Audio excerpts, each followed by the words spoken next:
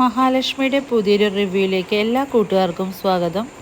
മാർക്കോൻ്റെ അടുത്താണ് ഇപ്പോൾ സാഗർ ഉള്ളത്. സാഗർ ആണെങ്കിൽ മേഘനാഥനെ കുറിച്ചുള്ള എല്ലാ സകല കള്ളക്കളികളും തുറന്നു പറയുന്നുണ്ട്. മേഘനാണെങ്കിൽ മാനസ എന്ന ഒരു പെണ്ണിൽ ഒരു കുട്ടിയുള്ളതും ആ കുട്ടിയുടെ പേര് അപ്പു എന്നാണെന്നും സാഗർ പറയുന്നുണ്ട്. ഇതെല്ലാം കേൾക്കുന്ന മാർക്കോ പറയുന്നു, അവരെവിടെയാണെന്ന് ഇപ്പോൾ നിനക്കറിയാമോ എന്നൊക്കെ ചോദിക്കുന്നു. അതെല്ലാം എനിക്കറിയാം, അവരെവിടെയാണ് താമസിക്കുന്നതെന്നും ഇടയ്ക്കിടയ്ക്ക് ഈ മേഘനാഥൻ എവിടേക്ക് പോവാറുണ്ടെന്നും എന്നെല്ലാം സാഗർ പറയുന്നുണ്ട്. സാഗർ പറയുന്നു, ഇനി എന്തായാലും മേഘൻ വെറുതെ ഇരിക്കാനൊന്നും പോകുന്നില്ല എന്ന് പറയുമ്പോൾ മാർക്കോ പറയുന്നുണ്ട്, അവൻ ഇനി പാലിന് തീ പിടിച്ച പോലെ ഓടണം, അവനൊരു സ്വസ്ഥതയും കിട്ടരുത്, അതിനുള്ള പ്ലാനാണ് നമ്മളിനി തയ്യാറാക്കാൻ പോകുന്നതെന്ന് മാർക്കോ പറയുന്നുണ്ട്. അങ്ങനെ മാർക്കോയും സാഗറും ഒരുപാട് പ്ലാനുകളൊക്കെ തയ്യാറാക്കുന്നുണ്ട് മേഘന് നേരെ. പിന്നീട് സീമന്തിനെ ആണുങ്ങൾ അടുക്കളയിൽ ഓരോ ജോലികളൊക്കെ ചെയ്യുന്നുണ്ട്. കൂട്ടത്തിൽ ഓരോ കാര്യങ്ങൾ എണ്ണിപ്പറക്കുന്നുണ്ട്.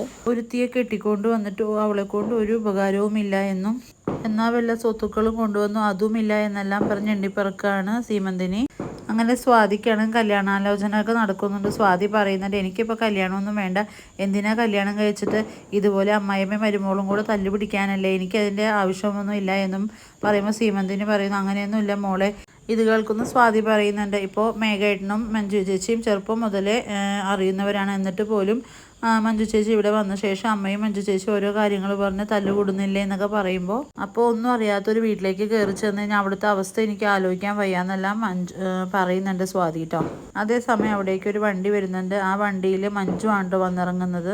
സീമന്തിനെ ചോദിക്കുന്നുണ്ട്, എന്താ മഞ്ജു പോയ കാര്യം എന്തായി, കണ്ണൻ എന്തു പറഞ്ഞു എന്നെല്ലാം ചോദിക്കുന്നുണ്ട്. ഇനി എന്തു പറയാനാ, എന്തായാലും മേഘേട്ടനെ ഇനി കണ്ണേട്ടൻ ആ വീട്ടിലേക്ക് കടത്തൂല എന്നുള്ള കാര്യത്തിൽ ഉറപ്പായി എന്ന് പറയുന്നുണ്ട്.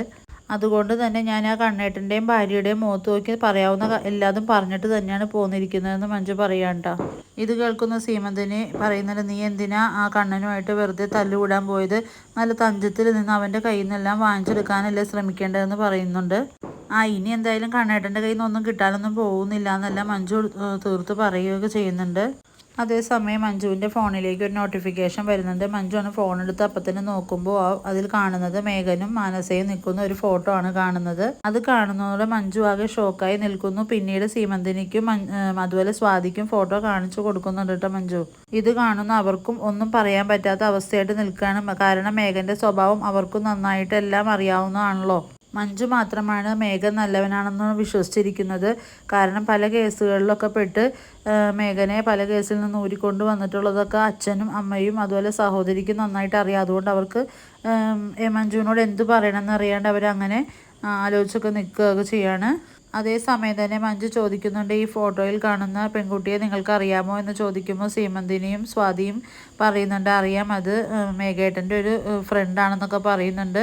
അതേസമയം വീണ്ടും ഒരു നോട്ടിഫിക്കേഷൻ വരുന്നു. അതെടുത്ത് നോക്കുമ്പോൾ അതിലെഴുതിയിരിക്കുന്നത് മഞ്ജു ആണെങ്കിൽ രണ്ടാം ഭാര്യയാണെന്നും ആദ്യ ഭാര്യ മാനസയാണെന്നും അതിലൊരു കുട്ടിയുണ്ട്, ആ കുട്ടിയുടെ പേര് അപ്പു ആണെന്നെല്ലാമാണ് അതിൽ വന്നിരിക്കുന്നത്. അതെല്ലാം തന്നെ സീമന്തിനെയും അതുപോലെ സ്വാതിയെയും കാണിച്ചു കൊടുക്കുന്നുണ്ട് മഞ്ജു. ഇതോടുകൂടി അവർക്കൊന്നും പറയാൻ പറ്റാത്ത അവസ്ഥയായിട്ട് നിൽക്കുകയാണ്. ഇതെല്ലാം കേൾക്കുന്ന മഞ്ജു പറയുന്നുണ്ട്, എല്ലാവരും എന്നോട് 100 പ്രാവശ്യം പറഞ്ഞതാണ് ഈ കല്യാണത്തിൽ നിന്നുള്ള മേഘൻ അത്ര ശരിയല്ല എന്ന്. പക്ഷെ ഞാൻ മേഘേട്ടൻ ഇങ്ങനെയൊന്നും വിചാരിച്ചില്ല, എന്നാൽ എന്നെ ഇങ്ങനെ വലിയൊരു ചതിയിലാണല്ലോ പെടുത്തിയിരിക്കുന്നത്. അപ്പോൾ സീമന്തിന് പറയുന്നുണ്ട്, മോളെയും മേഘനയും തമ്മിൽ അകറ്റാൻ വേണ്ടി ആരെങ്കിലും മനഃപൂർവ്വം ചെയ്ത കളികളായിരിക്കും, ഒന്നില്ലെങ്കിൽ കണ്ണനോ അതോ മഹാലക്ഷ്മിയുടെ പണികളായിരിക്കും എന്നെല്ലാം പറയുമ്പോൾ മഞ്ജു പറയുന്നുണ്ട്, ഇത് അവരെ രണ്ടുപേരുടെയും ഫോൺ നമ്പറിൽ നല്ല ഇത് വന്നിരിക്കുന്നതെന്നും. അപ്പോൾ സ്വാതി പറയുന്നുണ്ട്, അതിപ്പോൾ ഫോൺ നമ്പർ സംഘടിപ്പിക്കാനാണ് ഇത്ര പാട്, അത് വേറെ ഏതെങ്കിലും നമ്പർ അവർ സെറ്റ് ചെയ്ത് അതിൽ നിന്നും ചെയ്ത പണികളായിരിക്കും എന്നെല്ലാം സ്വാതിയും പറയുന്നുണ്ട്. പിന്നീട് സ്വാതി പറയുന്നുണ്ട്, ചേച്ചി ഇതൊന്നും വിശ്വസിച്ചിട്ട് മേഘേട്ടനായിട്ട് വഴക്കിടാനൊന്നും പോവണ്ട എന്നും.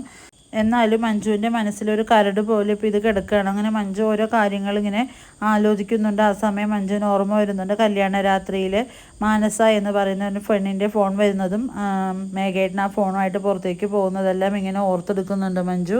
അങ്ങനെ മഞ്ജുവിൻ്റെ മനസ്സിൽ ഒരുപാട് സംശയങ്ങൾ ഉയർന്നു വരുന്നുണ്ട്. എന്തായാലും പുതിയ എപ്പിസോഡുകൾ നമുക്ക് കാത്തിരുന്ന് കാണാം എന്താവുമെന്നുള്ളത്. വീഡിയോ ഇഷ്ടമാവുകയാണെങ്കിൽ ലൈക്ക് ചെയ്യുക, സബ്സ്ക്രൈബ് ചെയ്യുക.